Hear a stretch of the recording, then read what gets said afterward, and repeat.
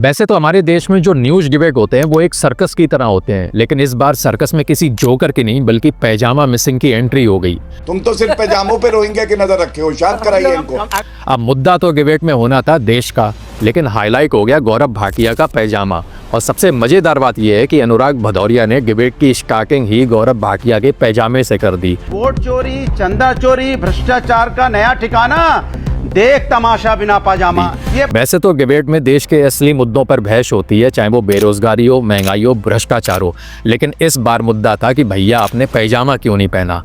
और अनुराग भदौरिया ने जो क्लास लगाई है, गौरव भाटिया का चेहरा देख के लग रहा था कि वो डिबेट में तो कम न्यूज़ लॉन्ड्री की लिस्ट ज़्यादा लग रहे हैं। अब जरा आप सोचिए, आप घर में टीवी देख रहे हैं और एक तरफ तो नेताजी की तस्वीर है और दूसरी तरफ ब्रेकिंग न्यूज़ चल रही है पैजामा मिसिंग, मतलब पैजामा ही गायब है।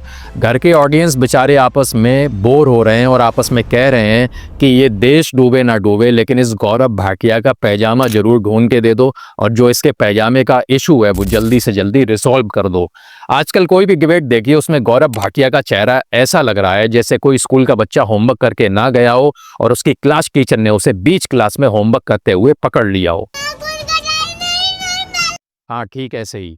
अब जरा सोचिए अनुराग भदौरिया ने क्या मजे लिए होंगे। वो बोले कि भैया पैजामा कहाँ है, किसी डिबेट शो में आए हो या किसी योगा क्लास में। करो गौरव जी, नहीं, बैठना सीख लो, कैसे बैठा जाता है। गौरव जी, पहले कपड़े पहनना ठीक सीख है। लो। नहीं, कम से कम इनको डिबेट करना सिखाइए, बैठना सिखाइए, अनुराग जी, पहनना सिखाइए। अरे स्कूल के बच्चे की तरह चले जाते हो, बताना पड़ता है। गौरव भाटिया भी बेचारे सोच रहे होंगे, अरे यार ये पैजामा पहनना साला कंपलसरी था या ऑप्शनल था।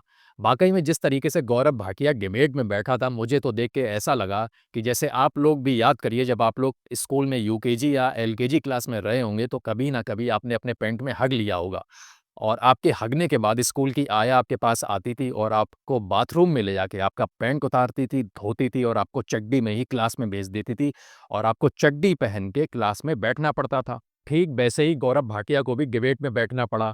कुछ लोग तो कह रहे थे कि भाई इसका पेट खराब हो गया होगा और ये अपना पैजामा धुलने गया होगा और तुरंत डिबेट का मैसेज आ गया और बिना पैजामे के इसे डिबेट में बैठना पड़ा।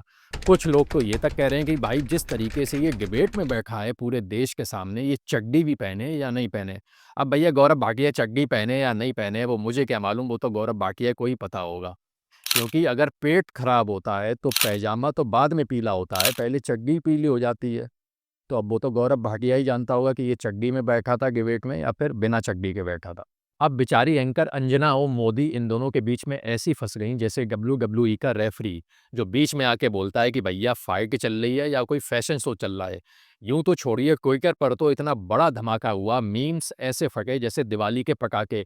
कोई लिख रहा है कि देश का असली मुद्दा सलवार और पैजामा, तो कोई लिख रहा है आज से जो डिबेट होगा उसका ड्रेस कोड होगा पैजामा कंपलसरी।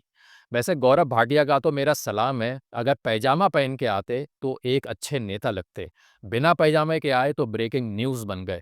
मतलब एक छोटे से कपड़े की कमी ने पूरी टीआरपी बढ़ा दी। अब सोचो कल को कोई और नेता आएगा तो पहले ये डिबेट वाले उसका चेक करेंगे क्या कि पैजामा ये पहने हुए है या नहीं पहने हुए है। अगर वो पैजामा नहीं पहना होगा तो हेडलाइन बनेगी, इंडिया के नेताओं की वार्डरोब माल फंक्शन सीरीज एपिसोड 2। ऑडियंस भी मजे ले रही है, पहले गोदी मीडिया और अब पैजामा मीडिया। अनुराग भदौरिया तो ऐसे मजे ले रहे हैं जैसे शादी में फ्री का पनीर मिल गया हो। तो finally moral of the story ये है कि देश के कई बड़े मुद्दे हो सकते हैं, लेकिन टीआरपी के लिए पैजामा भी नेशनल इशू बनाया जा सकता है। मेरी तो गौरव भाटिया को यही सलाह है कि अगली बार जब भी डिबेट में आए तो ऐसे करके अपना पैजामा चेक कर लें फिर आए, नहीं तो अनुराग भदौरिया मिल गए, इस बार आपका पूरा फैशन शो निकाल देंगे। मिलते हैं अगली वीडियो में, तब तक के लिए गुड बाय और हाँ, चैनल को सब्सक्राइब करना ना भूलें।